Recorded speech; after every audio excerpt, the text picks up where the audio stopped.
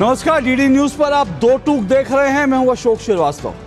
आज दो टूक की शुरुआत करूं उससे पहले आपको कांग्रेस के लिए एक अच्छी खबर बता देता हूं। जी हाँ, इन दिनों कई बार कांग्रेस के लिए भी अच्छी खबरें आ जाती हैं, तो वो खबरें भी लोगों के साथ शेयर करनी चाहिए। और कांग्रेस के लिए अच्छी खबर यह है कि कांग्रेस तमिलनाडु की सत्ता में शामिल हो रही है, सरकार में शामिल हो रही है। दरअसल टीवी के जो थलपति विजय हैं, जोसेफ विजय जो हैं, उन्होंने ये कहा है कि वो सत्ता में कांग्रेस को भागीदारी देंगे, क्योंकि टीवी के की सरकार, थलपति विजय की सरकार वहां कांग्रेस के समर्थन से बनी है। कांग्रेस अब तक डीएमके के साथ थी, लेकिन डीएमके के साथ चुनाव हार गई, डीएमके चुनाव हार गई। लेकिन कांग्रेस ने उसके बाद थलपति विजय को समर्थन देने का ऐलान कर दिया, और उसके बाद थलपति विजय ने भी कहा कि वो कांग्रेस को सरकार में शामिल करेंगे। अब कांग्रेस के लिए अच्छी खबर है, क्योंकि कांग्रेस के लिए इन दिनों अच्छी खबरें आती नहीं हैं। इसलिए कांग्रेस के एक दो मंत्री अगर तमिलनाडु में बन जाते हैं वहां की सरकार में, तो कांग्रेस के लिए बहुत बड़ी खबर है।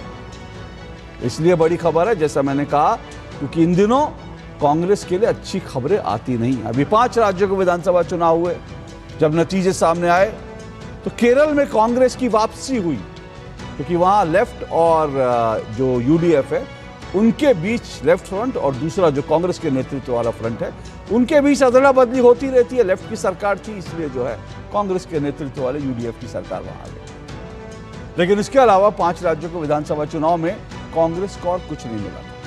ये भी केरल में कांग्रेस का आना एक अच्छी खबर थी कांग्रेस के लिए। ये मैं आज इसलिए बता रहा हूं क्योंकि ये जो छोटी छोटी खबरें कांग्रेस के लिए आती रहती हैं, इससे इतर अगर आप नजर डालेंगे तो देश में, अगर आप राज्य सरकारों पर नजर डालेंगे, देश में जो तमाम सरकारें उन पर नजर डालेंगे, तो कांग्रेस की स्थिति बहुत दयनीय दिखाई देती है। अब कारण क्या है, वो कारण अपने अपनी तरह से लोग इसका आकलन कर सकते हैं, लेकिन मोटे तौर पर नरेंद्र मोदी के शासन में आने के बाद 2014 में जो नरेंद्र मोदी इरा शुरू हुआ था भारत की राजनीति में, उसके बाद से कांग्रेस का लगातार डाउनफॉल शुरू हो रहा है। और यह भी आपको बता दूं कि साल 2014 वो था जब लोकसभा चुनाव से ठीक पहले तत्कालीन प्रधानमंत्री मनमोहन सिंह ने कहा था कि अब वो प्रधानमंत्री बनने की दौड़ में नहीं है।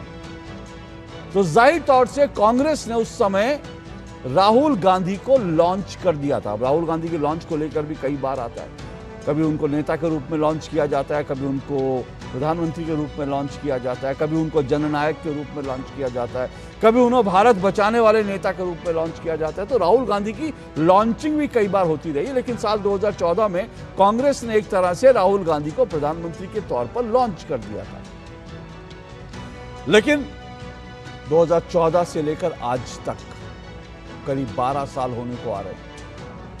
राहुल गांधी के लॉन्च होने के बाद कांग्रेस का जो ग्राफ है वो लगातार गिर रहा है। मैं आज आपको ये सब इसलिए बता रहा हूं क्योंकि राहुल गांधी इन दिनों जिस तरह की बात करते हैं, जिस लहजे में बात करते हैं, और जिस तरह प्रधानमंत्री नरेंद्र मोदी के लिए अब शब्द इस्तेमाल करते हैं, उसको लेकर अब बहुत से लोग ये कहने लगे हैं कि दरअसल राहुल गांधी कांग्रेस की लगातार हार से निराश हैं, हताश हैं। और निराशा और हताशा के चलते उनकी जबान जो है, उनकी जो बोली है, वो नरेंद्र मोदी के लिए कड़वी लगातार होती जा रही है। वो नरेंद्र मोदी के लिए लगातार अपशब्दों का प्रयोग करते हैं, क्योंकि बार बार उन्होंने कोशिश की, लेकिन नरेंद्र मोदी को वो सत्ता से टस से मस नहीं कर पाए। और नरेंद्र मोदी की लोकप्रियता भी लगातार बढ़ती गई है। इस सब के कारण कांग्रेस का और राहुल गांधी का निराश होना, हताश होना स्वाभाविक है। दो टूक में आज इस पर चर्चा हम करेंगे, इसलिए करेंगे क्योंकि कल राहुल गांधी ने प्रधानमंत्री नरेंद्र मोदी को गद्दार भी कहा था, और उनके लिए, देश के प्रधानमंत्री के लिए जिस तरह की भाषा का इस्तेमाल किया था, वो बहुत बहुत आपत्तिजनक थी। अभी आपको सुनवाऊंगा मैं, आप सुनकर के खुद हैरान होंगे कि नेता प्रतिपक्ष, भारत का नेता प्रतिपक्ष भारत के प्रधानमंत्री के लिए इस तरह की भाषा का प्रयोग कर रहा है। तो ये निराशा, हताशा है। कल उन्होंने कहा था कि नरेंद्र मोदी गद्दार हैं, और उसके बाद कहा कि मैंने जो कुछ कहा सही कहा, मैं उसको वापस नहीं लूंगा। तो क्या ये निराशा हताशा है राहुल गांधी की लगातार हार? इसलिए जो है अब शब्दों की बौछार।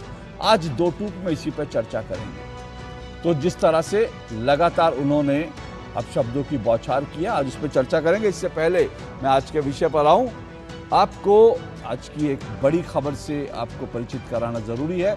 बड़ी खबर आप तक पहुंचाना जरूरी है और बड़ी खबर यह है कि अब से कुछ देर पहले साइप्रस के राष्ट्रपति निकोस क्रिस्टोडोलाइड्स नई दिल्ली हवाई अड्डे पर पहुंचे। भारत उनकी यात्रा शुरू हुई है और नई दिल्ली हवाई अड्डे पर जब वो पहुंचे तो उनका औपचारिक स्वागत किया गया। साइप्रस के राष्ट्रपति जब पहुंचे, केंद्रीय सड़क परिवहन और राजमार्ग राज्य मंत्री अजय टम्टा ने निकोस क्रिस्टोडोलाइड्स का गर्मजोशी से अभिनंदन किया, स्वागत किया। साइप्रस के राष्ट्रपति और हवाई अड्डे पर उन्हें गार्ड ऑफ ऑनर भी दिया गया। साइप्रस के राष्ट्रपति का यह दौरा प्रधानमंत्री नरेंद्र मोदी की जून 2025 में साइप्रस की ऐतिहासिक यात्रा से मिली दोनों देशों के बीच रिश्तों में आई प्रगति को दर्शाता है। यह यात्रा भारत साइप्रस साझेदारी को और मजबूत करने की साझा प्रतिबद्धता का एक उदाहरण है। उनको गार्ड ऑफ ऑनर दिया गया हवाई अड्डे पर।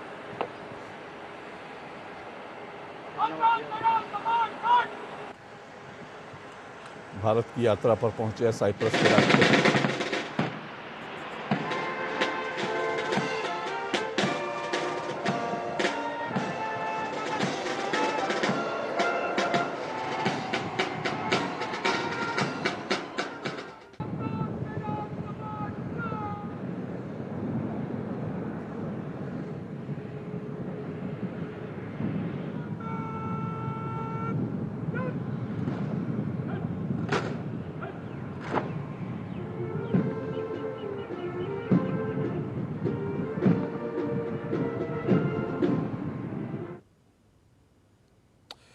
तो ये साइप्रस के राष्ट्रपति भारत पहुंचे, उनका कैसे स्वागत हुआ, उनको गार्ड ऑफ ऑनर दिया गया, ये मैंने दिखाया। और लौटते हैं आज के विषय की तरफ। आज का जो विषय है, जैसे मैंने आपको बताया कि बार बार हार, अब शब्दों की बौछार। राहुल गांधी जिस तरह से लगातार अब शब्दों का प्रयोग कर रहे हैं, कल उन्होंने प्रधानमंत्री नरेंद्र मोदी के लिए गद्दार शब्द का इस्तेमाल किया था। आज इसके खिलाफ बीजेपी ने कई जगह देश के कई हिस्सों में प्रदर्शन किया। राहुल गांधी के खिलाफ जो है पुलिस कंप्लेंट दर्ज करने की भी तैयारियां चल रही हैं। बीजेपी कह रही है कि बहुत हो गया, बार बार इस तरह के जो आप शब्दों का इस्तेमाल करते हैं ये नहीं होना चाहिए। बीजेपी ये भी कह रही है कि आज तक किसी प्रधानमंत्री के लिए इस तरह के ओछे शब्दों का प्रयोग कभी नहीं हुआ। यहां तक कि जब इंदिरा गांधी जी प्रधानमंत्री थी, उन्होंने देश पे आपातकाल लगाया था, तब भी उनके लिए विपक्ष ने इस तरह के शब्दों का इस्तेमाल नहीं किया था जिस तरह के शब्द आज राहुल गांधी इस्तेमाल कर रहे हैं। इसी को लेकर चर्चा करेंगे। इससे पहले राहुल गांधी ने जो गद्दार कहा था वो भी आपको सुनवाता हूं, और उन्होंने जिन शब्दों का जिस तरह से प्रधानमंत्री नरेंद्र मोदी को संबोधित किया वो भी सुनिए, और सुनकर आप अंदाजा लगाइए कि क्या ये भारत के नेता प्रतिपक्ष की भाषा हो सकती है। सुनिए जरा।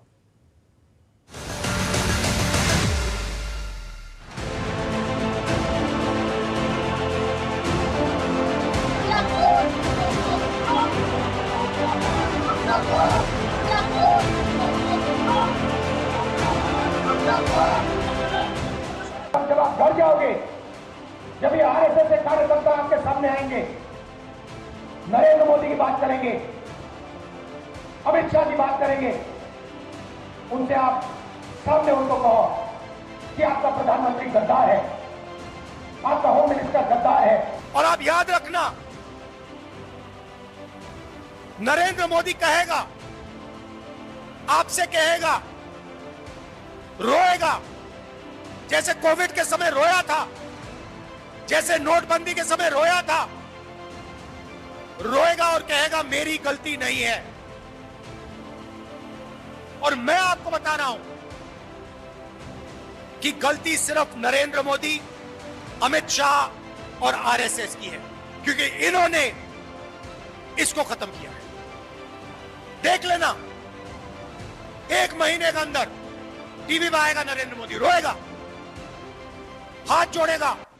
जिस प्रकार के शब्दावली राहुल गांधी जी इस्तेमाल करते हैं, इसको अंग्रेजी में कहा जाता है abuses are the weapon of the weak. स्पष्ट रूप से अब देश देख रहा है राहुल गांधी जी की, गांधी परिवार की कमजोरियां, कांग्रेस पार्टी की विफलता और प्रधानमंत्री मोदी जी के नेतृत्व में विश्व के सबसे तेज गति से बढ़ती हुई अर्थव्यवस्था, भारत का विश्व पटल पर सम्मान। आज देश विपक्ष से ये उम्मीद कर रहा है कि देश के मन में जो गुस्सा और दुख और एक धोखे की भावना है कि हमारे साथ धोखा हुआ है, उसकी आवाज विपक्ष उठाए, और राहुल जी ने बहुत बखूबी ये आवाज उठाई। ये घटिया मानसिकता का प्रतीक है। देश के प्रधानमंत्री जिनको पूरी दुनिया सम्मानित कर रही है, अनेकों देशों के सर्वोच्च सम्मान उनको मिले हैं, और उनको वो कहते हैं कि ये जन भारत को मिले हैं, 140 करोड़ भारतवासियों को। ऐसे में उनके प्रति असम्मानजनक शब्दों का उपयोग जो कर रहे हैं, उनको जनता कभी माफ नहीं करेगी। संवैधानिक पदों पर जो लोग बैठे हैं, वो अगर संविधान का पालन नहीं करते तो लीडर ऑफ अपोजिशन को गुस्सा आ सकता है। लीडर ऑफ अपोजिशन है देश की जनता के भावना का प्रतिनिधि। ये आज भी इस बात को डाइजेस्ट नहीं कर पा रहे हैं कि एक स्टेबल सरकार और एक कैपेबल प्राइम मिनिस्टर कैसे जो है वो बिना कुनबे के सपोर्ट और कांग्रेस के रिमोट के अपना तीसरा सफल कार्यकाल आगे बढ़ा। प्रधानमंत्री देश के हितों को नजरअंदाज कर रहे हैं। प्रधानमंत्री को विचार करना चाहिए कि आज उनकी जरूरत देश में है और देश की समस्याओं का समाधान करना चाहिए। लोग परेशान हैं उनके बयान से। गद्दार वो है जो विदेश की बोली बोलते हैं, गद्दार वो है जो पाकिस्तान की बोली बोलते हैं, गद्दार वो है जो चाइना की बोली बोलते हैं, गद्दार वो है जो वो देशों में जाकर अपने देश की बदनामी करते हैं, और गद्दार वो हैं जिन्होंने इस देश के लिए कुर्बानियां करने वाले सिखों को दिल्ली की सड़कों पे गलों में टायर डालकर, उनके ऊपर तेल डालकर उनको जलाने का काम किया। तो ये आपको मैंने तमाम जो बयानबाजी चल रही है इस पूरे मुद्दे पर वो आपको सुनवाई, और कांग्रेस के कई लोग डिफेंड कर रहे हैं इस शब्दावली को, और वो डिफेंड करके ये कह रहे हैं कि दरअसल जो देश का गुस्सा है वो राहुल गांधी रिफ्लेक्ट कर रहे हैं। लेकिन क्या ये देश का गुस्सा? अगर देश का गुस्सा इतना होता तो अभी 5 राज्यों में जो विधानसभा चुनाव नतीजे आए वो नतीजे इस तरह के नतीजे नहीं होते। बहरहाल इसी को चर्चा को आगे बढ़ाएंगे। मेरे साथ 3 मेहमान जुड़े हैं, बहुत जल्दी मेरे साथ 4थे मेहमान भी मेरे साथ जुड़ेंगे। मेरे साथ रोहन गुप्ता जुड़ चुके हैं। रोहन गुप्ता बीजेपी के प्रवक्ता हैं। रोहन गुप्ता जी, मेरे साथ तहसीन पूनावाला जुड़े हैं, राजनीतिक विश्लेषक है तहसीन पूनावाला जी। किस पार्टी को सपोर्ट करता है आप अच्छी तरह से जानते हैं। डॉक्टर पूजा मिश्रा मेरे साथ जुड़ी हुई हैं। डॉक्टर पूजा मिश्रा समाजवादी पार्टी की प्रवक्ता हैं।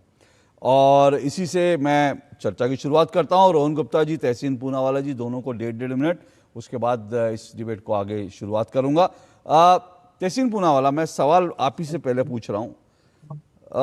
नरेंद्र मोदी गद्दार हैं, अमित शाह गद्दार हैं, राहुल गांधी कहते हैं कि जैसे मोदी रोया था वैसे फिर रोएगा, लोग घसीट कर लाएंगे, 1 महीने में ये रोएगा, हाथ जोड़ेगा। ये सड़क छाप भाषा है, ये भारत के नेता प्रतिपक्ष की भाषा नहीं हो सकती। आपको लगता है ये सड़क छाप भाषा है? थैंक यू अशोक जी, मुझे आपके साथ शो पे शिरकत करने का मौका मिला, इसलिए मैं आपका शुक्रगुजार हूँ। और आप मेरी राय जानते हो कि मैं नहीं मानता हूँ कि इस तरह की भाषा का प्रयोग होना चाहिए किसी के लिए भी। मैं नहीं मानता हूँ कि कोई भी प्रधानमंत्री देश का गद्दार हो सकता है। उनके डिसीजन से, निर्णय से जरूर देश को नुकसान हो सकता है, पर वो रेट्रोस्पेक्टिव में इंटेंशन नहीं होता, जिससे वर्तमान में भारत को नुकसान हो रहा है आदरणीय नरेंद्र मोदी जी की सरकार के नुकसानों से। डॉलर के मुकाबले रुपया दुनिया में सबसे कमजोर करेंसी। मैं उन मुद्दों में नहीं जाना चाहता, इकोनॉमिक डिबेट नहीं है।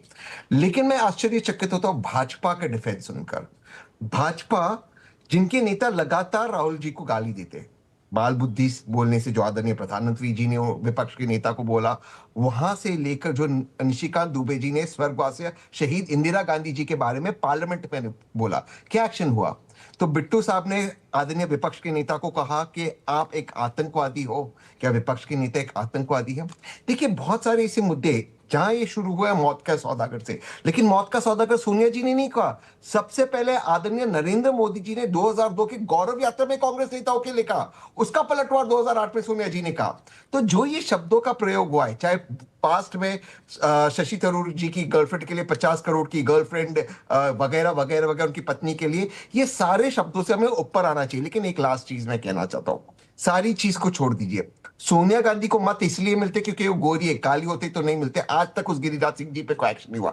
तो भाजपा भाषण ना दे, स्तर उठना चाहिए। और मेरा ये सुझाव है, आदरणीय प्रधानमंत्री, आदरणीय विपक्ष के नेता बैठकर एक सीमा तय करे कि इसके बाहर हम नहीं जाएंगे। पार्लियामेंट में कनपट्टी पे बंदूक रखकर क्या मैं फारूक अब्दुल्ला को लाए, ये शब्द आदरणीय गृह मंत्री के थे, सुप्रिया सुले को, फारूक अब्दुल्ला साहब के बारे में। ओके, मैं आऊंगा। आपने कहा कि ये शब्द नहीं होने चाहिए, लेकिन आप इसके लिए सीधा सीधा बीजेपी को दोष दे रहे हैं कि शुरुआत बीजेपी ने करी। वैसे अच्छा हुआ आपने, नहीं, मैं उनको दोष नहीं दे रहा हूं, माफी चाहता हूं। आपने अच्छा हुआ गुजरात, दोनों को आपने मौत का सौदागर के संदर्भ में शुरुआत जो है गुजरात से करी। अच्छा हुआ आपने गुजरात से शुरुआत करी, क्योंकि मेरे साथ रोहन गुप्ता जुड़े हुए हैं, गुजरात से ही हैं, तो वो वहाँ के जो वास्तविक स्थिति है उससे भली भांति परिचित हैं, किसने क्या कहा। तो रोहन गुप्ता जी, क्या कहेंगे आप? एक तरह से शुरुआत इसकी बीजेपी, और बीजेपी के नेता भी इस तरह के शब्दों का इस्तेमाल करते हैं, बालक बुद्धि, कभी राहुल गांधी को कहा, कभी कुछ कहा। बोलिए। देखिए अशोक जी, मुझे लगता था कि तहसीन भाई को जानता हूं, उन्होंने कहा कि मैं इसको एंडोर्स नहीं करता हूं, फिर भी बात तो वहीं पे लेके गए। वो उनकी पॉलिटिकल मजबूरी हो कि जो भी हो। देखिए 20 साल हो गए, जो एग्जाम्पल्स की हम बात कर रहे हैं, काफी चुनाव उसके पीछे चले गए। आज आप मुझे बताइए, आखिरी कई दिनों में राहुल गांधी का ये पहला बयान नहीं है। करीब हर चुनाव में, बिहार से लेके उससे पहले देखिए, वो तो ऐसा है, वो एक तू तड़ाक की भाषा, ये करना, और उसका उनको जनता ने खामियाजा भी दिया है। पर आज वापस वही पुरानी चीजें कर करके कब तक आप जस्टिफाई करोगे? और ये फ्रस्ट्रेशन है अशोक जी, मैं इनकी गलती नहीं मानता हूं। अगर कोई नेता, अगर कोई पार्टी चुनाव बर चुनाव हारती जाए, आज पश्चिम बंगाल की हार भले, क्योंकि कांग्रेस का जो जीतना न्यूज नहीं बनता है, सॉरी, कांग्रेस का हारना न्यूज नहीं बनता है, कांग्रेस का जीतना न्यूज बनता है। तो इसीलिए अब वो न्यूज ही नहीं है कि चलो बंगाल में हार गए, असम में इतनी बड़ी हार हो गई, उनका जो सीएम कैंडिडेट था वो वहां पे हार गया, और तमिलनाडु में डीएमके का साथ छोड़ दिया, 23 से 5 बैठक पे आ गए। तो फ्रस्ट्रेशन तो होगा। वो फ्रस्ट्रेशन जो भाषा में निकल रहा है, क्या आपको लगता है देश की जनता इस भाषा को, कोई भी आदमी बोले, स्वीकार नहीं करे? आप डिबेट में उसको जस्टिफाई करेंगे, ये बोला इसलिए वो बोला, इसका जस्टिफिकेशन नहीं हो सकता है। कोई भी नेता किसी के लिए भी व्यक्तिगत, और तो वो संवैधानिक पद में हमारे प्रधानमंत्री है, और गद्दारी किसने क्या की थी वो तो आपको मालूम है। अगर ट्रंप के बयान पे आप बोलते कि India is a dead economy, तो गद्दारी कौन कर रहा है? अगर पाकिस्तानी न्यूज चैनल के ऊपर आप हीरो बन के उभर के आ रहे हैं, तो देश से गद्दारी कौन कर रहा है? हर मुद्दे पे देश के खिलाफ खड़े होने वाले लोग गद्दारी कौन कर रहा है? सेना को सवाल पूछने वाले गद्दारी कौन कर रहा है? जवाब तो आपको देना है। और जवाब जब आपको देना है, तब प्रधानमंत्री के ऊपर और गृह मंत्री के ऊपर व्यक्तिगत टिप्पणी करके आप अपनी राजनीति चलाएंगे? क्या देश की इस प्रकार की औषधि राजनीति को माफ करेगी? बिल्कुल नहीं करेगी। ओके, तहसीन जी आप जवाब दिए। मेरा एक सवाल इस संदर्भ में जोड़ना, आपने क्योंकि रवनीत बिट्टू की बात करी, रवनीत बिट्टू ने भी जो शब्द इस्तेमाल किए वो ठीक नहीं थे, मुझे लगता है उन शब्दों का इस्तेमाल नहीं करना चाहिए था। लेकिन रवनीत बिट्टू को खुद गद्दार कहा, और ये देखो गद्दार आ रहा है। राहुल गांधी ने संसद के अंदर कैमरों के सामने जिस तरह से उनको गद्दार शब्द, और फिर एक बात यह है कि रवनीत बिट्टू एक मंत्री है ना, अल्टीमेटली एक मंत्री है, लेकिन राहुल गांधी और प्रधानमंत्री दोनों का स्ट्रेचर जो है वो एक अलग है। एक मंत्री से, एक किसी और नेता से, मतलब मैं तो चाहूं तो जैसे आपने कहा रवनीत बिट्टू, वैसे मैं कांग्रेस के नेताओं की 130 गालियां निकलवा सकता हूं जो उन्होंने प्रधानमंत्री नरेंद्र मोदी को दी।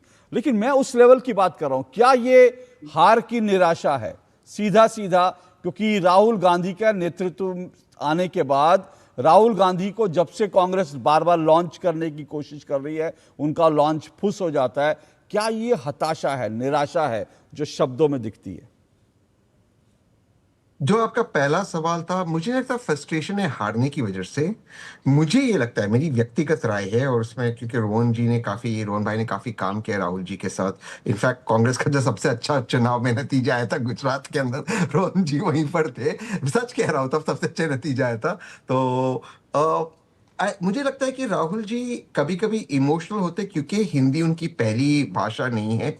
मुझे लगता है वो थोड़ा सा वो शब्दों का ठीक तरह से वो वर्णन नहीं कर पाते, मुझे ये लगता है। और शायद उनको प्रियंका जी जिस तरह से बात करती है, जैसे प्रियंका जी बात करती है बड़ी शालीनता से, थोड़ा सा मुझे लगता है कि एक विपक्ष के नेता को, किसी भी बड़े नेता को थोड़ी सी प्रैक्टिस करनी चाहिए बात करने के लिए। लेकिन मैं एक चीज में और जोड़ता हूं कि विपक्ष के नेता को भी बुद्धि कहना, या जो माननीय गृह मंत्री जी ने एक दो बार शब्दों का प्रयोग किया था संसद के अंदर, कानपट्टी पे बंदूक रखना, मैं वर्तमान की बात कर रहा हूं, मैं ज्यादा पास्ट में भी नहीं जा रहा हूं। या ये कहना कि जो दूसरे शब्दों का उन्होंने प्रयोग किया तो जो एक्सपंज होता है, मैं तो ये कह रहा हूं कि निशिकांत दुबे जी ने जो इंदिरा जी के लिए, वो तो शहीद हुई थी ना देश के लिए, जो शब्दों का प्रयोग किया था उनकी निजी जिंदगी पर, क्या वो ठीक था? उस पर एक्शन लिया गया? तो मैं ये कह रहा हूं कि दोनों पक्षों से, जो प्रधानमंत्री जी के लिए, मनमोहन सिंह जी के लिए आदरणीय प्रधानमंत्री ने कहा कि किस तरह से नहाते शावर में रेनकोट पहनते उसको एक्सपंज करना पड़ा, तो मैं कहता हूं कि दोनों विपक्ष के नेता, गृह मंत्री जी और प्रधानमंत्री जी बैठकर बात करें कि इसके बाद हम इस लाइन को क्रॉस नहीं करेंगे। ये भारत की राजनीति के लिए अच्छा होगा। मैं कभी भी इसको जस्टिफाई नहीं करूंगा। पहली बात मैं मानता हूं, एक सेकंड रहो ना, एक ही सेकंड, मैं मानता हूं कहीं गलती हुई है मोदी जी से, लेकिन मैं ये नहीं मानता हूं कि मोदी जी गद्दार है। मैं नहीं मानता हूं कोई भी प्रधानमंत्री गद्दार है, इंक्लूडिंग नेहरू जी। ओके, रोहन गुप्ता। देखिए अशोक जी, पहली बात तो अभी तहसीन भाई ने कहा कि नहीं उनकी हिंदी, अरे हिंदी खराब होने से तू तड़ाक तो नहीं आ सकता ना, क्योंकि उनके दरबारियों में तहसीन भाई नहीं है, तो वो ऑब्वियसली आप प्रियंका जी की तारीफ करेंगे और राहुल गांधी के लिए बुरा बोलेंगे तो आपको थोड़ी दरबारी कोई बनने देगा।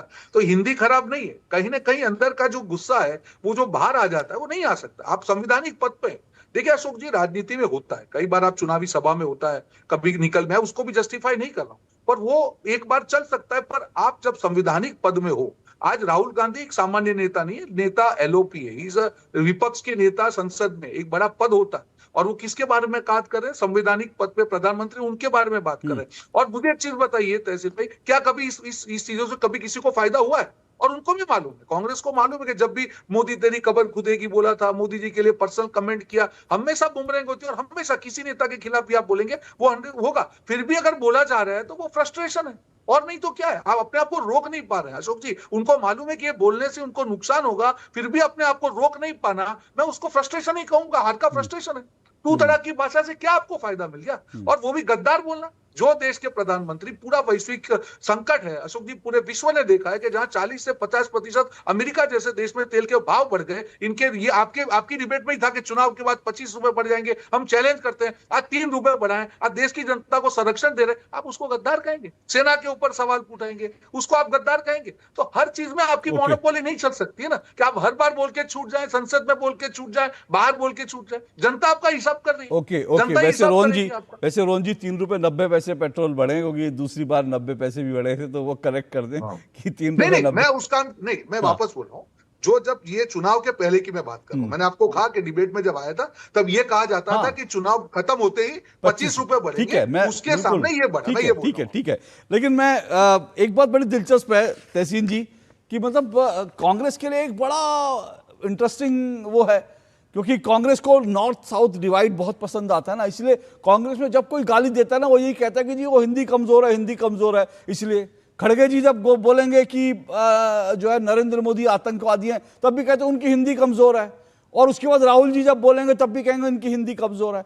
तो ये तो बड़ा एक आप लोगों ने जो है हिंदी को अपना ढाल बना रखा है, लेकिन हिंदी किसकी कमजोर है वो कहीं से लगता नहीं। लेकिन आपकी एक बात से मैं तहसीन पूरी तरह से सहमत हूं, राहुल गांधी जी को प्रियंका गांधी वाड्रा से क्लास जरूर लेनी चाहिए कि कैसे राजनीति में और मंच पर या संसद में किस तरह से बोला जाता है, किस तरह से व्यंग कसे जाते हैं। मुझे लगता है प्रियंका गांधी वाड्रा से राहुल गांधी को क्लास लेने की जरूरत है, लेकिन जाहिर सी बात है वो परिवार का मामला, मैं उसमें ज्यादा नहीं बोलूंगा। लेकिन मैं फिर सिर्फ एक लाइन, सिर्फ प्रियंका जी ने अगर देखिए, क्योंकि वे विपक्ष के नेता है, थोड़ा सा पेशेंस से अगर वो बात करेंगे और पॉइंट पे अगर इमीडिएटली आएंगे तो मुझे लगता है ज्यादा इंपैक्ट होगा। अगर आप देखिए गृह मंत्री जी भी जैसे बैठे, हिंदी उनकी पहली भाषा भी नहीं है, तो मैं उनकी बातों से अग्री नहीं करता, लेकिन पार्लियामेंट में बैठते मैं देखता हूँ वे प्रियंका जी नोट्स लेते, हर सवाल का जवाब देते, तो मुझे लगता है वो मेहनत थोड़ी करनी होती है ताकि पार्लियामेंट में अच्छा परफॉर्मेंस हो। ये मैं ये बात एक पर ये एज बात अ फॉलोअर में ही कह ये रहा हूँ। बात तहसीन राहुल जी को कौन समझाएगा कि उनको मेहनत करनी चाहिए? उनको जो है, मैं तो पार्टी में हूं नहीं। प्रियंका जी से मैं वही कह रहा हूँ, ये बात राहुल जी को कौन बताएगा? लेकिन मैं फिर से कह रहा हूँ कि देखिए, ये विषय अलग जगह है कि राहुल जी को मेहनत करनी चाहिए, लेकिन या फिर उनकी हिंदी कमजोर है, ये सब अलग बात है। लेकिन सबसे इंपॉर्टेंट बात जो है वो ये है कि राहुल गांधी का रिपोर्ट कार्ड जो है वो रिपोर्ट कार्ड बहुत खराब है। हम अक्सर देखते हैं कोई बच्चा जब बार बार फेल होने लगता है ना, तो फिर जब वो बच्चा बार बार फेल होता है तो फिर वो क्लास में भी चिड़चिड़ा हो जाता है, वो क्लास में टीचर से लड़ता है, वो बाहर जाएगा तो उसके बाद जब खेलने भी जाएगा और बार बार अगर आउट हो जाएगा, तो आप चाहे क्लासरूम में देखिए या क्रिकेट के मैदान में या खेल के मैदान में देखिए, जो बच्चा बार बार आउट होता है उसके बाद फिर वो चिड़चिड़ा हो जाता है कि नहीं मेरे को तो जी मेरे को ऐसे चोरी से हराते हैं, मेरे को चीटिंग करके हराते हैं। फेल हो जाएगा तो वो बाकी बच्चों से लड़ता है, कहता है कि नहीं ये तो चीटिंग करके पास हुआ है। तो राहुल जी का रिपोर्ट कार्ड दरअसल इतना खराब है, और ये रिपोर्ट कार्ड का असर जो है उनके शब्दों में और उनकी भाषा में दिखाई देता है। कुल मिलाकर मैं एक रिपोर्ट देख रहा था, रिपोर्ट ये कहती है कि साल 2007-8 उस समय जब राहुल गांधी जी आए थे, उस समय कांग्रेस के देश में 1204 विधायक थे। 1204, 1204 विधायक थे कांग्रेस के। समझिए कितने राज्यों में कांग्रेस थी, और मैं बहुत पहले जाऊंगा तो पूरे देश में कांग्रेस थी। लेकिन जब 2007-8 में राहुल गांधी जी आए तो 2004 कांग्रेस के विधायक थे। 2012 में ये थोड़े से बढ़कर 1224 तक पहुंच गए। लेकिन आज जानते हैं कितने हैं कांग्रेस के विधायक देश भर में? आज कांग्रेस के विधायक 676 हैं। यानी जो 2007 में स्थिति थी, आज राज्यों में कांग्रेस जो है आधी होकर रह गई है। राहुल गांधी जी के आने के बाद राहुल गांधी जी ने नेतृत्व संभाला। ऐसे बड़े सारे आंकड़े जब हम देखते हैं कि कितने कितने साल से कांग्रेस जो है सत्ता से बाहर है, कितने कितने साल से। आप देखिए कि बंगाल की अगर बात करें, बंगाल जहां अभी चुनाव थे, 49 साल 49 ईयर्स कांग्रेस सत्ता से बाहर है। उत्तर प्रदेश की अगर आप बात करेंगे तो उत्तर प्रदेश के अंदर कांग्रेस 37 साल से बाहर है। गुजरात में 36 साल से बाहर है। मतलब वो राज्य जो कभी कांग्रेस का गढ़ हुआ करते थे, उनके किले हुए करते थे, आज 3-4 दशक हो गए कांग्रेस वहां सत्ता से बाहर है। और उसकी स्थिति आज ये हो गई है कि उत्तर प्रदेश के पिछले विधानसभा चुनाव में कांग्रेस को महज 2% वोट मिले थे। 2% वोट मिले थे। कांग्रेस आज तक पिछले 13 सालों में, अभी हम कह सकते हैं कि कांग्रेस की कई राज्यों में सरकार है। भाई केरल में सरकार बनी, उसके बाद जो है हिमाचल में सरकार है, कर्नाटक में, तेलंगाना में सरकार है। लेकिन कांग्रेस का ये ट्रैक रिकॉर्ड है, नरेंद्र मोदी के शासन में आने के बाद, नरेंद्र मोदी की बागडोर संभालने के बाद, कांग्रेस पिछले 13 साल में एक भी राज्य ऐसा नहीं है जहां कांग्रेस रिपीट कर पाई हो, यानी जहां सत्ता में है और अगले चुनाव में कांग्रेस अपनी सत्ता को बरकरार रखे, ऐसा कोई स्टेट नहीं है। इसलिए जिन राज्यों में आज कांग्रेस है, उन राज्यों में भी कांग्रेस के लिए खतरे की घंटी हमेशा बजती रहती है। बहरहाल मेरे साथ इस वक्त मृत्युंजय शर्मा भी जुड़ चुके हैं, राजनीतिक विश्लेषक हैं, और जो है सपा से मेरे साथ डॉक्टर पूजा मिश्रा जुड़ी हैं। डॉक्टर पूजा मिश्रा, आपको थोड़ा खराब लगता है ये शब्दावली? अगर क्योंकि इसका असर, क्योंकि बहुत सारे लोग ये कहते हैं, और ये बहुत सारे लोग ही नहीं कहते, ये अगर आप इसका गहन विश्लेषण करेंगे तो ये भी बताता है कि जब जब नरेंद्र मोदी को गाली दी गई है, जब जब नरेंद्र मोदी के लिए इस तरह की भाषा का प्रयोग किया गया है, तब तब जो है बीजेपी को ज्यादा पहले से प्रचंड बहुमत मिला है, लोगों का जन समर्थन मिला है। अभी बिहार का उदाहरण हमारे सामने है, बंगाल का उदाहरण हमारे सामने है कि जब जब मोदी को, और अब क्योंकि 27 में यूपी का चुनाव है, तो अगर राहुल गांधी की शब्दावली यही रही तो उत्तर प्रदेश में भी खतरे की घंटी सिर्फ राहुल गांधी और कांग्रेस के लिए नहीं, आपके लिए भी बज जाएगी। अशोक जी, आपको नमस्कार, साथी प्रवक्ताओं को भी नमस्कार। मैं हाफ एन आवर से डिबेट में जुड़ी, मैं लगातार सुन रही थी और ऐसा लग रहा था कि जो देश के एलओपी हैं वो संवैधानिक तो है ही नहीं, वो तो देश के हैं ही नहीं। जो देश के हैं वो सिर्फ और सिर्फ माननीय प्रधानमंत्री जी हैं, और माननीय प्रधानमंत्री जी कहीं ना कहीं ऐसा लग रहा था जैसे देश से ऊपर हैं, और देश से इतने ऊपर है कि अभी आप ही ने कहा कि जब जब उन पे टिप्पणी की गई हुई है तब तब जो है प्रचंड बहुमत मिली हुई है। हालांकि अभी मैं चले जाऊं डिकोड करने के लिए, आप चले जाएंगे तो आप देखेंगे वेस्ट बंगाल में 3 बार जो है ममता जी की सरकार रही, उसके बाद में 4 टाइम इलेक्शन होने आ रहा है तो एंटी इंकम्बेंसी रहेगी ही। अगर चले जाएंगे आप असम की बात करेंगे तो हेमंता बिस्वा शर्मा कांग्रेस से ही निकल करके आए हुए हैं, और हेमंता बिस्वा शर्मा की वहां पे सरकार है। अभी जो आप कह रहे वेस्ट बंगाल में वहां पे शुभेंदु की सरकार है, अगर शुभेंदु के फेस के बिना और असम में हेमंता बिस्वा शर्मा के फेस के बिना अगर भाजपा लड़ रही होती तो वो नहीं होती, ये फैक्ट की बात है। उसके बाद में आ जाते हैं, एक मिनट, एक सेकंड, सिर्फ एक सेकंड आपको रोक रहा हूं, एक काउंटर क्वेश्चन, क्योंकि अभी आपने जो 2 नाम जिक्र किए तो मुझे लगता है यहां पर थोड़ा सा एक छोटा सा काउंटर क्वेश्चन, फिर आप अपनी बात जारी रखिएगा। तेलंगाना के मुख्यमंत्री कौन है? रेवंत रेड्डी, है ना? रेवंत रेड्डी कौन सी पार्टी में थे, या रेवंत रेड्डी जो है उनकी राजनीतिक दीक्षा कहाँ हुई, शिक्षा कहाँ हुई, जरा देश को वो भी बताइए। मुझे जानकारी नहीं है, मैं बता देता हूं, मैं सुनिए, मैं बता देता हूं क्योंकि दर्शकों को यहां बताना जरूरी है। रेवंत रेड्डी जो है वो एबीवीपी, जो संघ की, जिसको आरएसएस, जिसको गाली राहुल गांधी देते हैं, आज कांग्रेस देती है, वो एबीवीपी में उनकी राजनीतिक शिक्षा दीक्षा हुई। तो ये पहले बीजेपी, आज रोहन जी है हमारे साथ, वो भी एक जमाने में जो है कांग्रेस में थे। लेकिन एक मिनट मेरी बात पूछिए, फिर आप अपनी बात बोलिए। तो ये कहना कि भैया वहां तो बीजेपी, क्योंकि वहां पर जो है शुभेंदु हैं और यहां पर हेमंत बिस्वा शर्मा कांग्रेस के थे, तो भैया जब हेमंत बिस्वा शर्मा कांग्रेस में थे और राहुल गांधी जी अपने पिड्डी को बिस्किट खिला रहे थे, उसके बाद से वो कांग्रेसी नहीं है। अब आप अपनी बात बोलिए।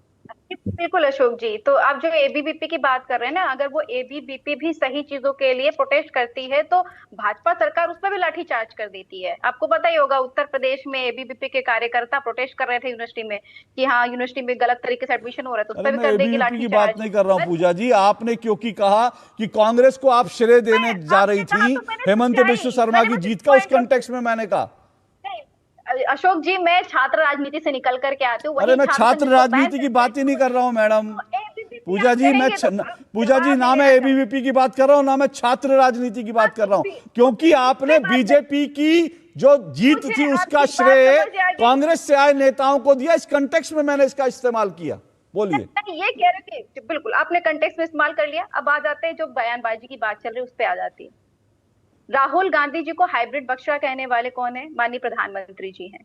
हम ऐसी भाषा का समर्थन नहीं करते हैं, पर अगर ऐसी भाषा को आप उठा करके देखेंगे तो भाजपा में सबसे ज्यादा मिलेंगे भाषा। आज से पहले जो है अटल बिहारी वाजपेयी जी प्रधानमंत्री रहे, क्या किसी एलओपी ने कभी कोई उन पे अभद्र टिप्पणी की? नहीं की। लेकिन इस सरकार में इस तरीके की टिप्पणी निकल करके आ रही, क्योंकि भाषा का स्तर अगर गिराने का किसी को जाता है श्रेय तो भाजपा को जाता है। हम भाषा के स्तर गिरने का समर्थन कतई नहीं करते, भाषा का स्तर नहीं गिरना चाहिए। पर लेकिन ये कौन कहने आ रहे हैं? अभी प्रदर्शन कर रहे हैं कि नहीं भाषा का स्तर गिर गया हुआ। किसने गिराया हुआ है? एलओपी ने गिरा दिया हुआ है। तो ये अपने विधुड़ी के अगेंस्ट में क्यों प्रदर्शन नहीं किया इन्होंने विजय शाह के ऊपर में क्यों नहीं कोई कार्रवाई की? इन्होंने अपने सांसद जो हरियाणा के है राम जी के ऊपर में कोई कार्रवाई क्यों नहीं की? अगर ये सरकार चाहती है, हालांकि सरकार के पास में 294 सीटें हैं, विपक्ष के पास में 234 सीटें हैं, तो ऐसा तो है नहीं कि जो विपक्ष है वो कहीं बाहर से आ गया, विदेश से आ गया है, वो भी उसका हिस्सा है। एक छोटा सा काउंटर क्वेश्चन, फिर मृत्युंजय जी आपको बताएंगे कि अटल बिहारी वाजपेयी जी के लिए किन शब्दों का प्रयोग होता था, वो मृत्युंजय जी बताएंगे। लेकिन क्योंकि आपने बाकी पार्टियों की बात करी, आपने कहा कि ये लोग सबसे ज्यादा हैं, तो इनके खिलाफ कार्रवाई क्यों नहीं? उनके खिलाफ कार्रवाई, राजकुमार भाटी जी के ऊपर क्या कार्रवाई, अगर हो जानकारी तो मुझे बता दीजिए कि राजकुमार भाटी जी ने जिन्होंने ब्राह्मणों की तुलना वैश्याओं से की, उनके ऊपर क्या, जिन्होंने कहा कि जाट और गुर्जर जो हैं उनके यहाँ एक एक औरत जो है कई मर्दों से शादी करती है, और मुझे उस नेता के ऊपर क्या कार्रवाई ये भी बता दीजिएगा समाजवादी पार्टी का, क्योंकि समाजवादी पार्टी के एक नेता का बयान हाल का है, अभी 5 दिन पहले का, कि लगता है मायावती जी की साड़ी फिर फाड़ने का वक्त आ गया है। उसके खिलाफ योगी आदित्यनाथ ने तो कार्रवाई की कि उसको उठा के जेल में डाल दिया, लेकिन आपकी पार्टी ने क्या कार्रवाई की, जरा बता के जाइएगा। आप ये बता दीजिए कौन से नेता की बात कर रहे हैं समाजवादी पार्टी की? ये कौन से नेता की बात कर रहे हैं? आपको ये भी नहीं पता? वाली बात कर रहे हैं? आपको ये भी नहीं पता? मुझे नहीं पता।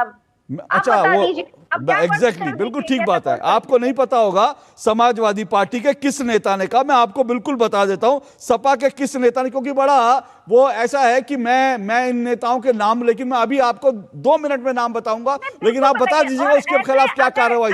योगी, सुनिए सुनिए सुनिए सुनिए सुनिए सुनिए सुनिए पूजा जी सुनिए, ये बड़े इंटरेस्टिंग बात है कि समाजवादी पार्टी की एक महिला प्रवक्ता को यह नहीं पता कि उत्तर प्रदेश की महिला मुख्यमंत्री, उत्तर प्रदेश की पूर्व महिला मुख्यमंत्री के लिए पार्टी के किस नेता ने इतने अभद्र शब्दों का इस्तेमाल किया कि लगता है कि मायावती जी की साड़ी फिर से फाड़ने का वक्त आ गया। अगर समाजवादी पार्टी की प्रवक्ता को आज ये भी नहीं पता तो इससे बड़ा दुर्भाग्य की बात क्या हो सकती है। लेकिन रुकिएगा, मृत्युंजय जी रिस्पॉन्ड करेंगे, फिर मैं आपको नाम भी बताऊंगा। मृत्युंजय जी रिस्पॉन्ड कीजिए।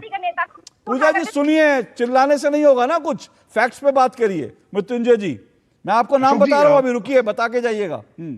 मृत्युंजय जी, अगर अभद्र भाषा के उपयोग की बात की जाए, मुझे लगता है समाजवादी पार्टी देश में सभी पार्टियों में, मैं तो उन्हें कांग्रेस से भी ऊपर रखूंगा इनफैक्ट, और वो वक्तव्य तो छोड़ दीजिए, गेस्ट हाउस कांड पूरे देश को पता है कि क्या हुआ था। तो जो व्यक्ति, जिस पार्टी के नेता एक्चुअली उस कांड को अंजाम दे सकते हैं, वो सिर्फ बोले तो बहुत बड़ी बात फिर उसे नहीं कही जाएगी अशोक। लेकिन मैं वापस आता हूं मेन मुद्दे पे। अशोक जी, आप सबसे पहले आपने जो शुरुआत में ही कही कि मुझे लगता है कि ये जो पूरा शब्द, और एक बार ऐसे शब्द का प्रयोग नहीं किया जा रहा, बार बार ऐसे शब्दों का प्रयोग किया जा रहा हमारे एलओपी के द्वारा और बहुत सारे ऐसे नेताओं के द्वारा। मुझे लगता है जो आपने शुरुआत में कंक्लूजन दिया है कि वो हताशा है, वो दिख रहा है कि जब आप जनता से किसी भी प्रकार का सपोर्ट नहीं ले पाते हैं तो आप किसी भी प्रकार से आप सामने वाले को नीचा गिराने का प्रयास करते हैं, और उस प्रयास में कई बार खुद ही गिर जाते हैं।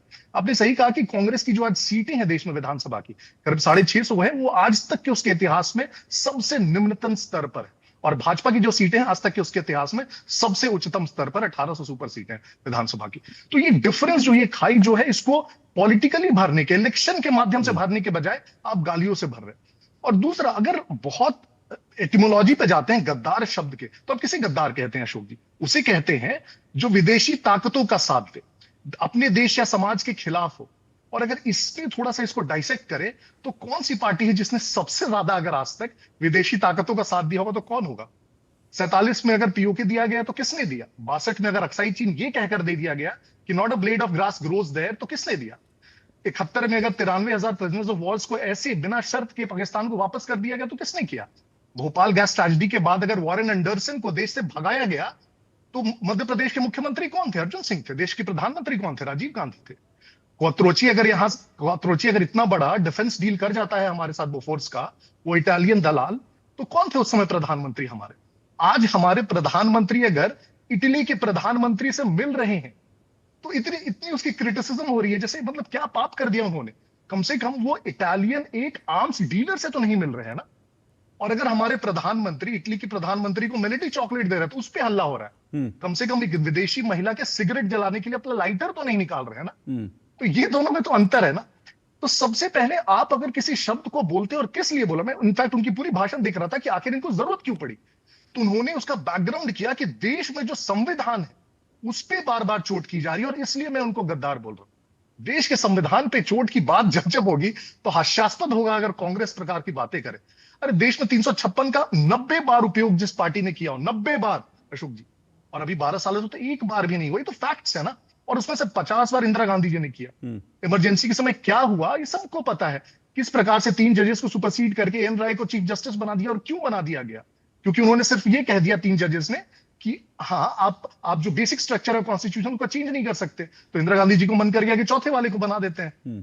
खन्ना साहब को फिर सुपरसीड करके कैसे बेग साहब को बना दिया गया फिर 76 में। तो ऐसी चीजों पे जब भी आप बात करेंगे तो सबसे ज्यादा मुझे लगता है आपको खुद नुकसान होगा। और सबसे इंपॉर्टेंट, उतने पीछे नहीं जाते हैं, अभी पिछले यूपीए सरकार में जाते हैं। अगर गद्दार शब्द का उपयोग अगेन फिर से एकदम फैक्चुअली करे, जो विदेशी ताकतों के साथ काम करे, तो 2008 में कम्युनिस्ट पार्टी ऑफ चाइना से कांग्रेस का सीक्रेट डील एमओयू क्यों होता है और उसकी डिटेल्स आज तक बाहर क्यों नहीं आते? ये शायद अनप्रेसिडेंटेड होगा पूरे विश्व में कि 2 पार्टीज 2 कंट्री के सीक्रेट डील करती है जिसके डिटेल्स सालों साल बाद बाहर नहीं आते। और उस डेलीगेशन में कौन जाता है अशोक जी? बड़ा इंटरेस्टिंग है कि उस डेलीगेशन में कौन कौन गया था। उसमें राहुल गांधी थे, सोनिया गांधी थी, प्रियंका वाड्रा थे, रॉबर्ट वाड्रा थे और उनके दोनों बच्चे थे। ये कौन सा देश का वो भी प्रतिनिधिमंडल ओलंपिक की है? आड़ में गए थे कि ओलंपिक देखने की आड़ में गए थे। ये देश का कौन सा प्रतिनिधिमंडल है जो जाके वहां के कम्युनिस्ट पार्टी ऑफ चाइना से ट्रेड डील करके आ जाता है? जब यहाँ पे मुंबई में अटैक्स होते हैं तो आप कहते हैं कि हमारे देश का अल्पसंख्यक नाराज ना हो जाए, इसलिए पाकिस्तान पे हमला नहीं करते। तो ये अपने समाज को आप धोखा दे रहे हो और विदेशी ताकतों का साथ दे रहे हैं। तो अगर बहुत फैक्चुअली आपको यूज करने का एकदम जरूरत पड़ जाए आपको गद्दार शब्द, फिर तो ऐसे लोगों के लिए कीजिए ना जो इस कंडीशंस में थे। मैं उस पार्टी पे नहीं जा रहा, उस व्यक्ति पे नहीं जा रहा। आपने जिक्र नहीं किया तो मैं बता दूं कि अटल जी को सोनिया जी ने अटल जी के लिए भी गद्दार शब्द का इस्तेमाल किया था। ये मणिशंकर अय्यर ने उनको नालायक कहा था। मणिशंकर अय्यर ने भी किया था। और मैं पहले भी बता चुका हूं, कल भी मैंने ये बात कही थी और आप जाके चेक कर लीजिएगा। कल मैंने भी फैक्ट के साथ बताया था कि डॉक्टर अंबेडकर खुद कहते थे, भीमराव अंबेडकर कहते थे कि कांग्रेसी मुझे देशद्रोही बोलते हैं। तो चाहे अटल बिहारी वाजपेयी हो, प्रधानमंत्री नरेंद्र मोदी हो या फिर अंबेडकर जी हो, सबको जो है देशद्रोही गद्दार बोलने का कांग्रेस का एक रिकॉर्ड रहा है, क्योंकि कांग्रेस ही देशभक्तों की पार्टी है। वैसे मैं उस नेता का नाम नहीं लेना चाहता था, क्योंकि मुझे नहीं लगता था ऐसे घटिया किस्म के नेता का नाम भी लेकर टेलीविजन पर उसको प्रचार देना चाहिए। लेकिन क्योंकि पूजा जी को जानकारी नहीं थी तो पूजा जी, उसका नाम ऋषभ यादव है। 17 मई 2026 की यह खबर है कि ऋषभ यादव ने ये बयान दिया कि मायावती, लगता है मायावती की साड़ी फिर से फाड़ने का वक्त आ गया। योगी जी ने उसका इलाज कर दिया, उसको जेल भेज दिया, लेकिन आप भी जरा इलाज हो सके तो उसको पार्टी से निकाल दीजिएगा। जिस दिन खबर आएगी मुझे बताइएगा। एक छोटा सा ब्रेक ले रहा हूं, ब्रेक के बाद आता हूं।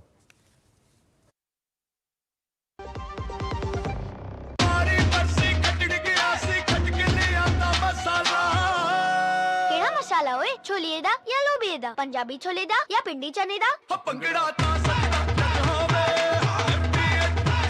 अब छोलिया हो या लोबिया, पंजाबी छोले या पिंडी चने, सब कुछ मजेदार बने। व्यक्तिगत जानकारी के लिए ऑनलाइन अनुरोधों से रहें सावधान। कुछ भी जानकारी देने से पहले जरूर सोचें। कोई भी वैधानिक कंपनी फोन या इंटरनेट पर आपसे निजी जानकारी कभी भी नहीं मांगती, इसलिए ऐसे कॉल या ईमेल आने पर अपनी जानकारी देने से पहले समझदारी दिखाएं और सावधानी बरतें। सर, हमने भी म्यूचुअल फंड्स में SIP शुरू कर दी है। पर मार्केट की समझना बाउंसर जा रही है। आप कैसे कर लेते हो? मैं धीरज को अपने साथ रखता हूँ।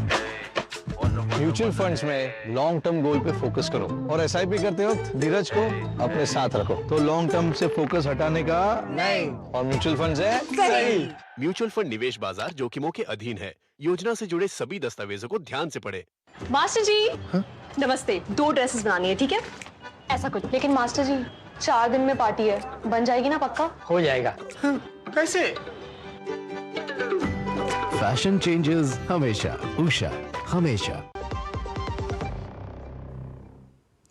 चलिए, दो टुक आप देख रहे हैं, हम चर्चा कर रहे हैं बार बार हार, इसलिए अब शब्दों की बौछार। राहुल गांधी नेता प्रतिपक्ष है, लेकिन उसके बावजूद वो देश के प्रधानमंत्री के लिए जिस तरह की भाषा का प्रयोग करते हैं, कभी उनको गद्दार बोलते हैं, कभी उनके लिए तू तड़ाक जैसे शब्दों का इस्तेमाल करते हैं। और ये पहला मौका नहीं है, बार बार करते हैं। कांग्रेस, पूरी कांग्रेस करती है, लेकिन राहुल गांधी इसका नेतृत्व करते हैं। और इसी पर हम चर्चा कर रहे हैं, क्या ये दरअसल राहुल गांधी का नेतृत्व, जरा कांग्रेस का नेतृत्व राहुल गांधी ने एक तरह से जब से संभाला तब से लगातार कांग्रेस का जो ग्राफ नीचे जा रहा है, क्या उसके कारण ऐसा है कि राहुल गांधी इस तरह से प्रधानमंत्री के लिए शब्दों का इस्तेमाल करते हैं? रोहन गुप्ता मेरे साथ जुड़े हुए हैं बीजेपी से, तहसीन पूनावाला राजनीतिक विश्लेषक हैं, डॉक्टर पूजा मिश्रा समाजवादी पार्टी के प्रवक्ता, मृत्युंजय शर्मा। तहसीन, मैं आप ही के पास आ रहा हूँ, आपने उंगली उठाई। मैं फिर से आपसे जानना चाहता हूँ, देखिए, ये क्या कांग्रेस के अंदर कोई ऐसी स्कीम है कि मोदी को गाली दो और उसके बाद प्रमोट हो जाओ? क्या ऐसी स्कीम है? क्योंकि राहुल जी ऐसा करते हैं तो नेताओं को भी लगता है हम भी ऐसा करेंगे, और जो ऐसा करते हैं उनकी तपस्या जो है वो पूरी भी हो जाती है, उनको प्रमोट भी कर दिया जाता है। मैं किसी का नाम नहीं लेना चाहूँगा, लेकिन ऐसे कई लोग हैं जो लगातार PM के लिए इस तरह के शब्दों का इस्तेमाल करते हैं और उनका प्रमोशन भी होता रहता है। क्या ये प्रमोशन केवल एक जगह है अशोक जी? मैं बड़ी विनम्रता से पूछता हूँ, लेकिन इसके पहले मैं शर्मा जी की एक बात को सही कर लूँ। मैं ज्यादा डिटेल में नहीं जाता, लेकिन आर्टिकल 356 का प्रयोग वर्तमान सरकार ने भी किया था 2025 में, लेकिन मैं वो डिटेल में नहीं जा रहा। आपने कहा आज तक नहीं किया, लेकिन मैं जानता हूँ आप क्या कहना चाहते हैं, लेकिन मैं सिर्फ फैक्चुअली कह रहा हूँ। जिन शब्दों का प्रयोग दयाशंकर सिंह जी ने किया आदरणीय मायावती जी के लिए, उस जिसके बाद Arun Jaitley ji floor of the house खड़े होकर के कि इस व्यक्ति को जेल में होना चाहिए, जेल में हुआ, उसकी पत्नी को बाद में मिनिस्टर बनाया, फिर पत्नी के आरोप लगे। आज दयाशंकर जी क्या है? मिनिस्टर है बीजेपी की यूपी कैबिनेट के अंदर। भूल गए मायावती जी के लिए किन शब्दों का प्रयोग किया था? बीजेपी की कैसी मजबूरी, चलो सपा की कांग्रेस की तो मजबूरी है, चलो राजनीतिक छोड़ दीजिए, कर्नल सोफिया कुरैशी ने क्या गलत किया था? उसके लिए जिस शब्दों का प्रयोग होता, सुप्रीम कोर्ट ने कहा कि हम इसको एंडोर्स नहीं करते, क्या एक्शन लिया उन पर बीजेपी ने? बीजेपी तो चुनाव जीती, ऐसा क्या फ्रस्ट्रेशन है बीजेपी को? चलिए हम पॉलिटिक्स को छोड़ देते, ये तो कर्नल सोफिया कुरैशी तो आर्म फोर्सेस में थी, उस पर क्या कार्रवाई की बीजेपी ने? और जहां तक सवाल 26/11 का है शर्मा जी, बात जाएगी तो बहुत दूर पर जाएगी।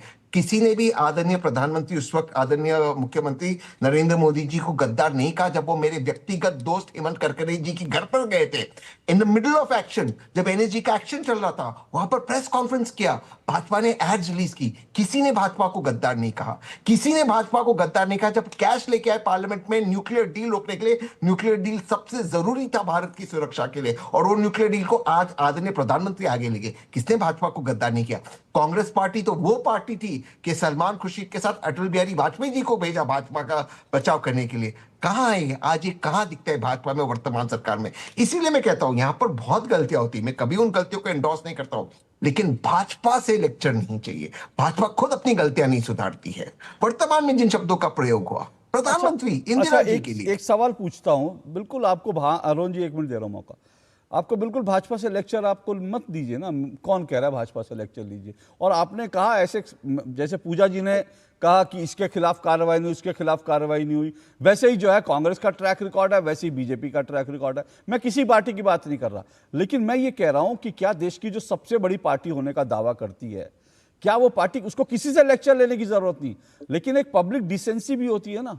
आई agree with you. Public decency होती है, क्या वो सीखने की जरूरत नहीं है नेताओं को? बिल्कुल है, बिल्कुल है। और कभी भी कोई भी व्यक्ति प्रधानमंत्री की कुर्सी पर बैठा हो, किसी भी पार्टी का हो, वो देश के प्रधानमंत्री है, उनका हमेशा आदर और सम्मान होना चाहिए। इस तरह की बातें नहीं होना चाहिए। और जो व्यक्ति विपक्ष के नेता की कुर्सी पर भी बैठा है, उनका भी आदर और सम्मान होना चाहिए। इसीलिए मैं कहता हूं, जो विजुअल्स हमने देखे आदरणीय ओम बिरला जी के दफ्तर में, जब प्रियंका जी और प्रधानमंत्री जी बैठते बात कर रहे थे, अगर वो हो प्रधानमंत्री जी और राहुल जी बैठकर बात करें और हम एक सीमा तय करें, उससे वो क्यों, सारे बड़े नेता, प्रधानमंत्री जी हो, चंद्रबाबू नायडू जी हो, ममता बनर्जी हो, अखिलेश जी हो, हम सब बैठकर एक सीमा तय करें कि भारत की राजनीति को, भारत के युवाओं ये डिजर्व नहीं करते, और प्रधानमंत्री जी और विपक्ष के नेता इसमें लीड ले। मुझे लगता है देश का भला होगा और दोनों बैठकर करनी चाहिए। मुझे लगता है एक पॉजिटिव डेवलपमेंट है। क्या गलत है? जो हो चुका उसको छोड़कर आज के बाद हम एक पॉजिटिव एजेंडा रखेंगे, मुझे लगता है उसमें अच्छी बात है, और हम एक लाइन को क्रॉस नहीं करेंगे। तो मुझे लगता है उसमें चर्चा हो, सारी पार्टी जो प्रधानमंत्री जी से लीड करे ऑल पार्टी मीटिंग में, तो मुझे लगता है राजनीति में वो अच्छी बात हो। रोहन जी रिस्पॉन्ड करेंगे। मुझे लगता है अशोक जी, तहसीन भाई ने कसम खा के रखी है कि प्रियंका कांग्रेस बना के ही छेड़ेंगे हर डिबेट में। अरे आप मेरे को उनकी तारीफ करना, और इसीलिए कांग्रेस के बाहर है, जानते हैं कांग्रेस में सब इनको कि इनका क्या बोले। देखिए, मुद्दा है यहाँ पे एक अपशब्द खराब भाषा की बात, और दूसरा होता है तू तड़क की भाषा। मुझे एक चीज बताया अशोक जी, देश के इतिहास में आजादी के बाद कोई भी पार्टी के प्रधानमंत्री हो, नेता विपक्ष हो, कभी भी किसी ने, और उम्र का फर्क देखिए ना, मोदी जी 75 साल के हैं, राहुल गांधी शायद 58 साल के हैं, जो भी है, आज इतनी उम्र 17-18 साल के डिफरेंस के बाद भी तू तड़क की भाषा का प्रयोग करना, मुझे लगता है कि किसी भी स्टैंडर्ड से आगे किसने क्या बोला, किसी ने व्यक्तिगत ये बोला, ये कहीं पे भी मुझे लगता है इसको जस्टिफाई नहीं हो सकता है। मुद्दा भी आई, अभी बात हो रही थी कि भाई क्या गद्दारी की बात है, क्या है। मैं रिसेंट की बात करूंगा, हम तो इतिहास में चले गए, मृत्युंजय भाई ने काफी चीजें गिनाई, मैं तो अभी की बात कर रहा हूं। जब देश पे आपत्ति आई, तब राहुल गांधी और कांग्रेस पार्टी कहां पाए गए? राजनीति का भी समय होता है, हर समय तो राजनीति करना जरूरी नहीं होता है। जब आप देखिए कि ऑपरेशन सिंदूर चल रहा था, हर एक दिन उन्होंने सेना पे सवाल उठाए, हर एक दिन पाकिस्तान का स्टैंड और उनका स्टैंड सेम पाया गया, हर एक दिन पाकिस्तान की न्यूज चैनलों पर राहुल गांधी का गुणगान किया गया कि देखो राहुल गांधी सही बोल रहे हैं। तो ये सब चीजें क्या है? क्या ये गद्दारी नहीं है देश के साथ में? क्या ये मौका है क्या, जब देश लड़ रहा है किसी मुल्क के साथ में, दुश्मन के साथ में, तब जाके उनकी गोदी में जाके, मुझे लगता है उससे बड़ी गद्दारी क्या है? उसके बाद ट्रंप की हम बात करेंगे, जिस ट्रंप को ये कहा जाता है कि नहीं ये सरकार ने सरेंडर कर दिया, उस ट्रंप ने ये कहा कि जो हमारा तो डेड इकोनॉमी है। राहुल गांधी ने उस स्टेटमेंट को एंडोर्स किया। क्या इसको आप देश के साथ गद्दारी नहीं माने? जब ये ईरान का क्राइसिस चल रहा था, डे 1 से कांग्रेस पार्टी ने झंडा उठा लिया कि अब इस मुद्दे का हम लोग राजनीतिकरण करेंगे। हर रोज कुछ ना कुछ बोलना, पैनिक बटन दबा दिया, एलपीजी की क्राइसिस आर्टिफिशियल खड़ी कर दी, फिर भी सरकार ने, क्या आप उसको देश के साथ गद्दारी नहीं मानेंगे? आप आपदा में अवसर क्यों ढूंढते हैं? आपका राजनीति करिए, 365 दिन है, पर कई दिनों को तो छोड़ दीजिए। और इसीलिए जनता आप पे विश्वास नहीं करती। ये राजनीति का समय नहीं होता है। मैच्योरिटी उसमें होती है कि नेता प्रतिपक्ष है, इस समय पे ये कहे कि नहीं अभी आपत्ति का समय है, हम लोग सब साथ में खड़े हैं, राजनीति होती रहेगी, तब आपका रिस्पेक्ट करेगा। क्या आपको लगता है कि ऐसे आपत्ति के समय पे भी आप राजनीति करेंगे, आपके 2-4 वोट बढ़ेंगे? नहीं बढ़ेंगे, घटने ही वाले हैं। लेकिन रोहन जी जो सवाल अभी तहसीन जी ने कहा, एक मिनट तहसीन जी, क्या ऐसा संभव नहीं है कि बीजेपी सत्ता में है, बड़ी पार्टी है, वो एक ऑल पार्टी मीट बुलाए और कहे कि भाई इस तरह की भाषा पर लगाम लगे, सब तरफ से लगे? अशोक जी, अगर ये हो भी गया ना तो उसका भी राजनीतिकरण होगा। फिर बात बोले मुझे बोलने नहीं दिया गया, क्योंकि इसमें इनको राजनीति करनी। मैं आपको एक एग्जांपल दे रहा हूं। जब ये तू तरह की भाषा का उपयोग इसके पहले राहुल गांधी जी ने किया, उसके 2 दिन पहले एक तस्वीर आई थी कि संसद भवन के बाहर कोई प्रोग्राम था और मोदी जी और राहुल गांधी जी 1-to-1 बात कर रहे थे। सब पूरे सोशल मीडिया पे थी और एक वेलकम तस्वीर थी कि ठीक है आप लोग कुछ भी करें, पर संवाद, व्यक्तिगत चीजें, ये उसी के दूसरे दिन तू तरह की भाषा अपने मन से यूज करते हैं। आप कौन सी बात करें, मुझे बताइए, कहां कोई भरोसा होगा? आपका एक मैसेजिंग तो होना चाहिए, आपकी एक इश्यू तो होना चाहिए, आपका प्रयास तो होना चाहिए कि नहीं हम लोग कभी भी व्यक्तिगत नहीं करेंगे, हम लोग मुद्दों की राजनीति करेंगे। ये भाषा का उपयोग तब होता है कि जब आपकी मुद्दों की राजनीति फेल हो जाती है। ये भाषा का उपयोग तब होता है कि आपको लगता है कि जनता की अदालत में है, अब आपको कुछ होने वाला नहीं, अब अपना फ्रस्ट्रेशन निकालो, कहीं ना कहीं ये बोलेंगे। ये सब डिबेट क्यों हो रही है? राहुल गांधी को पब्लिसिटी मिल रही है, तो कहीं ना कहीं एक मिनट अशोक जी, एक मिनट, कहीं ना कहीं मुझे लगता है कि रेलेवेंट रहने के लिए, महत्वपूर्ण रहने के लिए या न्यूज में बने रहने के लिए ये फ्रस्ट्रेशन भी है और न्यूज में बहरे रहने के लिए जो विफल प्रयास भी है। ओके, एक छोटा सा ब्रेक ले रहा हूं, ब्रेक के बाद आखिरी मौका दूंगा सबको। लेकिन जो रोहन जी जिस दिन का आपने जिक्र किया ना, उसके अगले दिन या उसी दिन जो है कांग्रेस के जो आधिकारिक प्रवक्ता है वो उस फोटो को ट्वीट करके, उस फोटो में जो एक अच्छा संकेत हो सकता था कि भाई सब लोग खड़े हैं आपस में, कांग्रेस के आधिकारिक प्रवक्ता ट्वीट कर रहे थे कि देखो मोदी जो है राहुल गांधी से आंख मिला के बात नहीं कर सकते। मतलब ये भी उदाहरण हमारे सामने, वो जो सर पे चढ़ा हुआ है ना, वो दिखता था। एक छोटा सा ब्रेक ले रहा हूं, आ रहा हूं ब्रेक के बाद।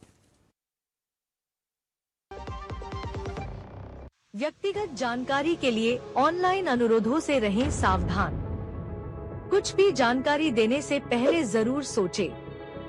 कोई भी वैधानिक कंपनी फोन या इंटरनेट पर आपसे निजी जानकारी कभी भी नहीं मांगती, इसलिए ऐसे कॉल या ईमेल आने पर अपनी जानकारी देने से पहले समझदारी दिखाएं और सावधानी बरतें।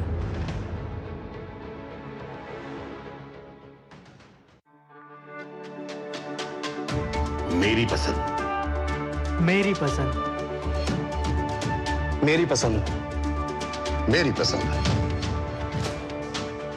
हमारी पसंद, हम सबकी पसंद। मजबूत देश का मजबूत सरिया हो गया स्टील। मास्टर जी नमस्ते, 2 ड्रेसेस बनानी है, ठीक है? ऐसा कुछ, लेकिन मास्टर जी 4 दिन में पार्टी है, बन जाएगी ना पक्का? हो जाएगा। कैसे? फैशन चेंजेस हमेशा, उषा हमेशा। चलिए, 2 टूक आप देख रहे हैं और इसी पर अब चर्चा करें। बार बार की हार क्या, इसीलिए अब शब्दों की बौछार।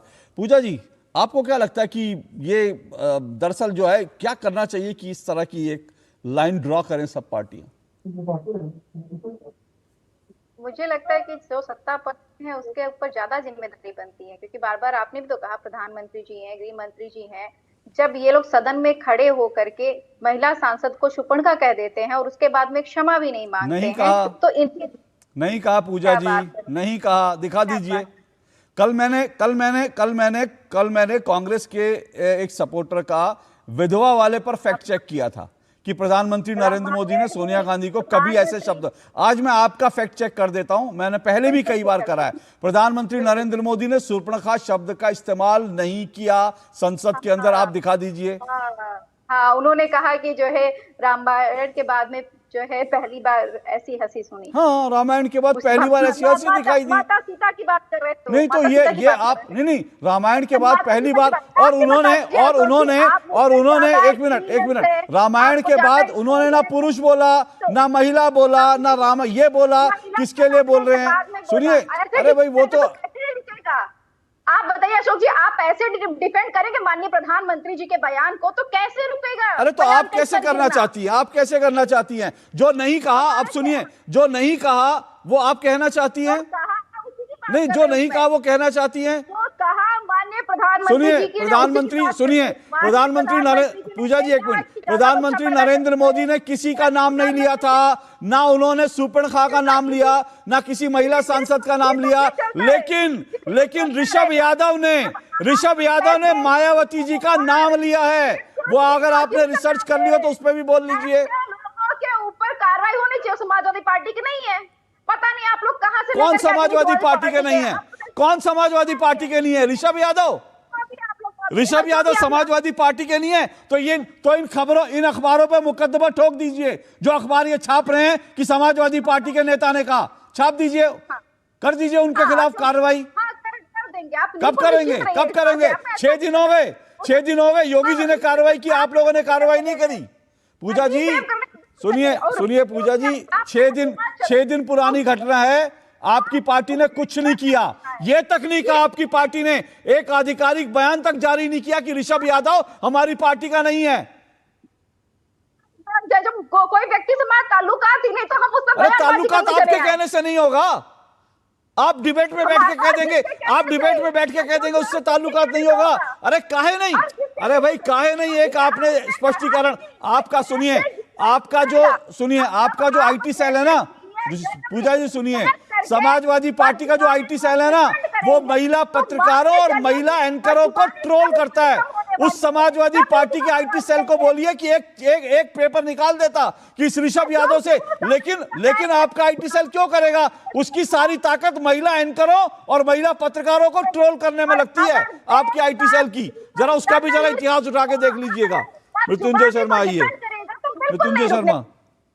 अशोक जी, मुझे लगता है एक थोड़ी पॉलिटिकल मैच्योरिटी की कमी लगती है मुझे बहुत विशेषता राहुल गांधी में। और आप देखेंगे बहुत इस प्रकार का बयान देते हैं, इस प्रकार की हल्की बातें करते हैं। राहुल गांधी उनमें से एक है। ज्यादातर ऐसे लोग आपको दिखेंगे जो ये सेकंड जनरेशन, थर्ड जनरेशन, जिनको हम born with a silver spoon बोलते हैं, क्योंकि उनको लगता है कि वो अनटचेबल है, उनको कुछ हो ही नहीं सकता है। और ये पहली बार नहीं है। आप देख लीजिए राहुल गांधी जी ने बार बार कितने गैर जिम्मेदाराना बयान दिए हैं और फिर जाके उन्होंने माफी भी मांगी है।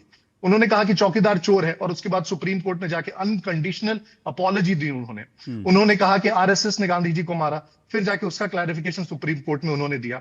उन्होंने सावरकर पर बार बार टिप्पणी की और सुप्रीम कोर्ट को सुओ मोटो कॉग्निजेंस लेना पड़ा और जजेस ने कहा कि this is not the way you treat our freedom fighters, और अगर अगली बार आपने एक बार भी कहा तो हम सुओ मोटो कॉग्निजेंस लेंगे। तब जाके वो चुप हुए और फिर वो सारे मोदी चोर हैं में तो उनकी सदस्यता ही चली गई।